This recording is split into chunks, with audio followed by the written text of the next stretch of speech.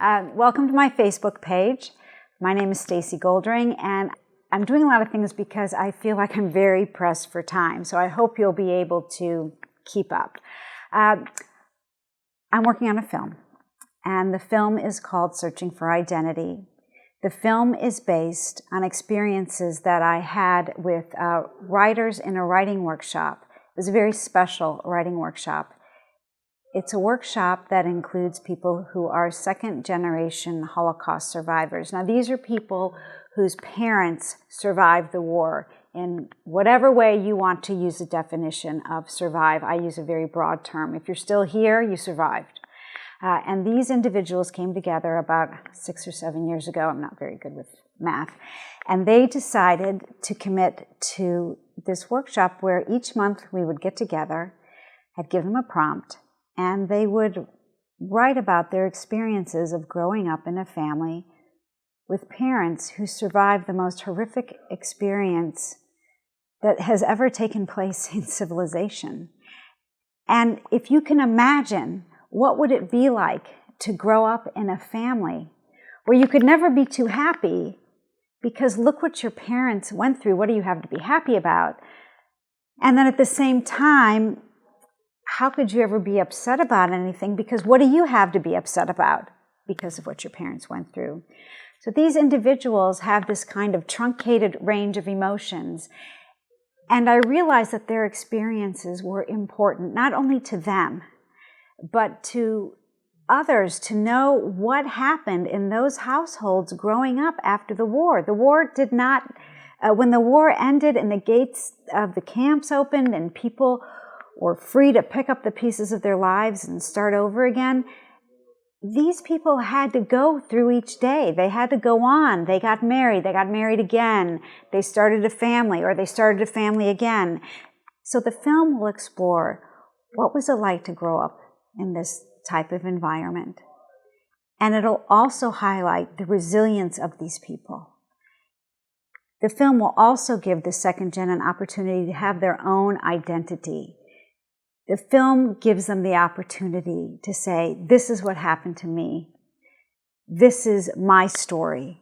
Because they've been also carrying the important responsibility of their parents' own experience, which leads to the ultimate question, is what is their responsibility regarding their parents' survivorship experience?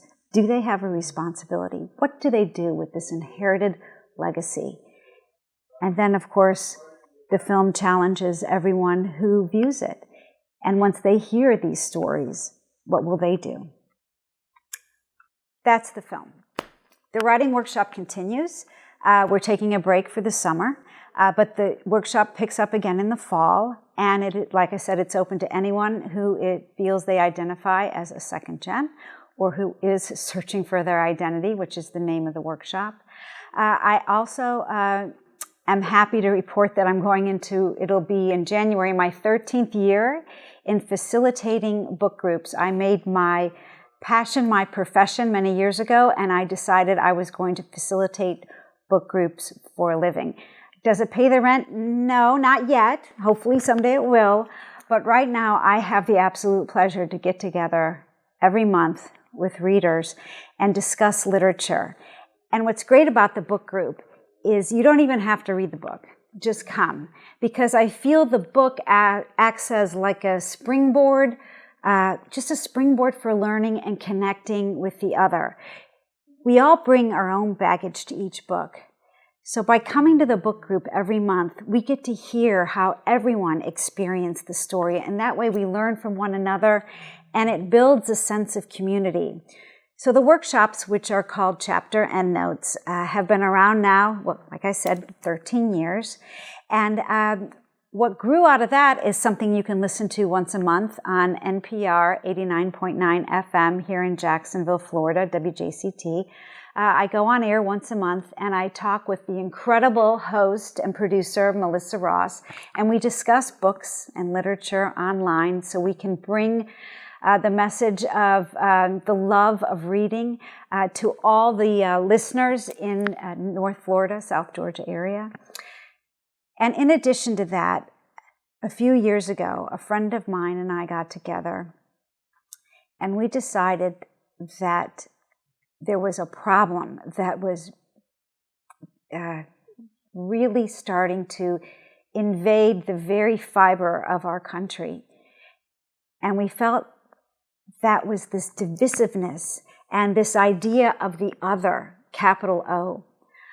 So Cindy Edelman and I got together and we started this amazing program called LiterArture.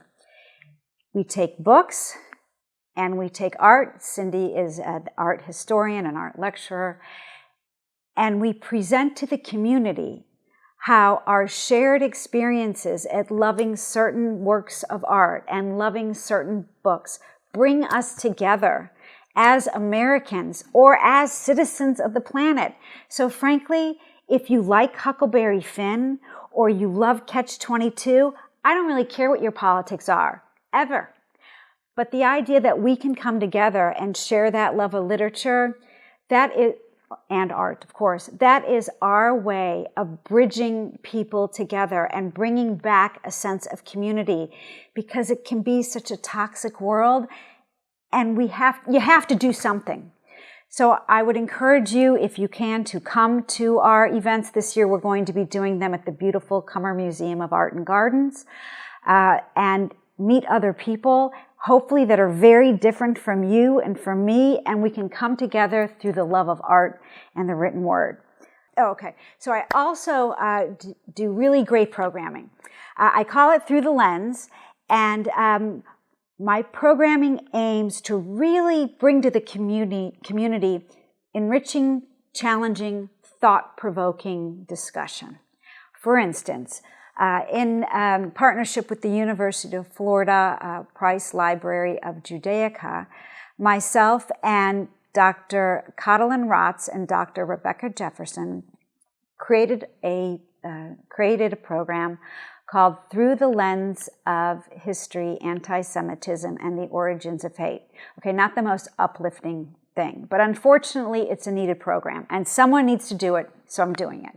So what we do is we bring to the community, it's not a political discussion, I don't care about, I'm not interested in the politics and the drama. This is a program that focuses on the history of anti-Semitism, because I feel if we can understand where this started, where this disease of bigotry and hate and skewed view of the world started, where this toxic fungus on the brain began, we can deconstruct it. We have to understand it in order to combat it, in order to build a bridge, in order to move to the next step. So it kind of is in line with everything else I do, and all of this, the Through the Lens series and everything else I've discussed, all lives under the umbrella of the Searching for Identity Foundation, which I established back in 2018. This allows me, as a nonprofit organization, to raise funds in order to make sure that each of these projects thrives and grows and connects with the rest of the community. Oh, well, this is the reason why I don't like to leave the house. This is little Coco, and she's with me every step of the way. I really don't have a choice in the matter. As long as I can rub her tummy and she snores next to me, it's all good. It's a perfect world. So again, my name is Stacey Goldring, and I really hope you'll follow my page and keep up with what I'm doing, support the projects, and participate and become a part of the Searching for Identity community right here with me. Thank you.